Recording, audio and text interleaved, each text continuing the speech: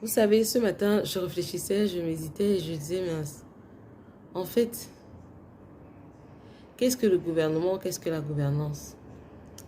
J'ai eu un shift en fait dans ma pensée en fait. Avant, je me disais que non, il faut que ce soit quelqu'un, soit un croyant, ou quelqu'un, un chrétien ou un musulman, croyant, fervent, qui prenne les rênes d'un État ou d'un gouvernement pour bien régner. Mais en fait, la Bible, en fait, qui est ma référence à moi, hein, nous montre que quand Dieu voit le gouvernement, il voudrait un gouvernement qui est sur deux piliers, la justice et la droiture. Si tu as les deux là, tu résous tellement de problèmes. La justice et la droiture. Un pays qui a les lois justes et qui est juste et qui est droit, donc pas de corruption, pas de ceci, ce qui est correct est correct. Ça, et, excuse moi.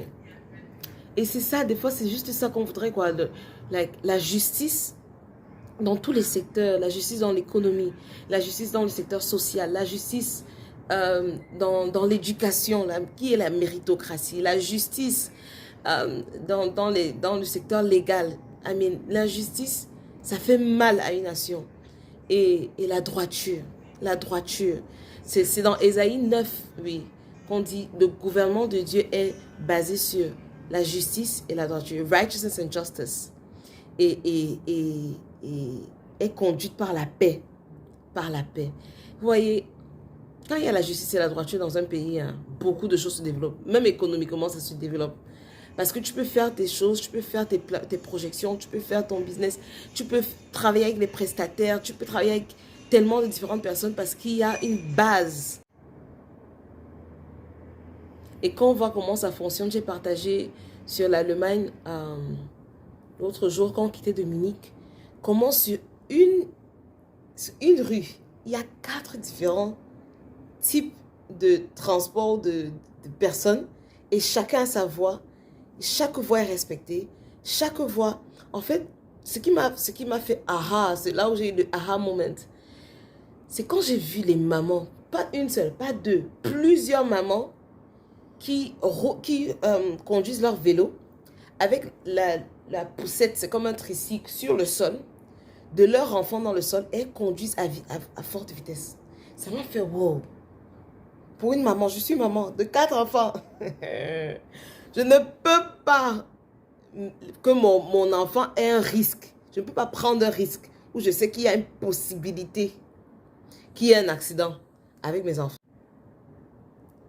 Donc, quand j'ai vu les mamans sur leur vélo en train de conduire et avoir leurs enfants dans leur poussette, j'ai dit waouh. Ça veut dire que ça montre le degré de sécurité et de confiance qu'elles ont sur la voie des cyclistes, sur la voie des gens qui font le vélo. Hein? Les cyclistes, c'est ça, non? En Allemagne. Pour dire à quel point c'est tellement respecté, c'est tellement... on respecte ce couloir-là. Et donc, ça donne la liberté aux gens de planifier, de s'organiser, de vivre, en fait, dans la communauté, dans la société. Ça donne la liberté. Et c'est ça, en fait.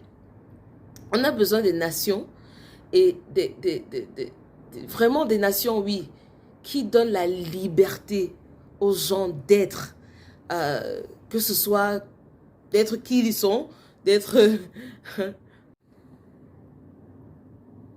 de fonctionner comme ils préfèrent, avec le modèle qu'ils voudront, que ce soit en allemand, on a vu, n'est-ce pas, on a vu à Munich, par voiture, par vélo, par tram, à pied.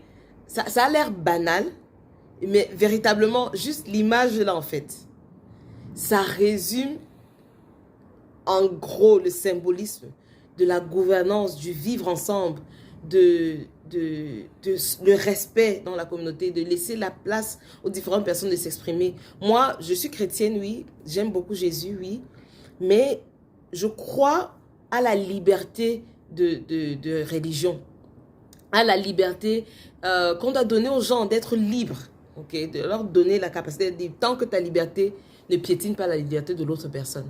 La liberté de religion, la liberté d'appartenance, la liberté, bref, Donc, toute cette vidéo, c'est frais en fait. Réflexion sur ces différents pays qu'on a parcourus. Peut-être un autre jour, je vais parler du côté spirituel que j'ai ressenti dans chaque pays. Je crois que chaque pays a une âme et un esprit qui influence ce pays-là. Je l'ai vu en Allemagne, en France, en Espagne. Au Portugal, je suis encore en train d'essayer de saisir c'est quoi l'esprit qui influence le Portugal. Peut-être un autre jour, je vais partager sur cela. Mais d'ici là, voilà quelques pensées sur ce tour aussi de l'Europe qu'on a fait. Certaines leçons apprises durant cette période. Allez, dites-moi ce que vous en pensez et si certains de mes commentaires vous parlent. Et continuons la conversation.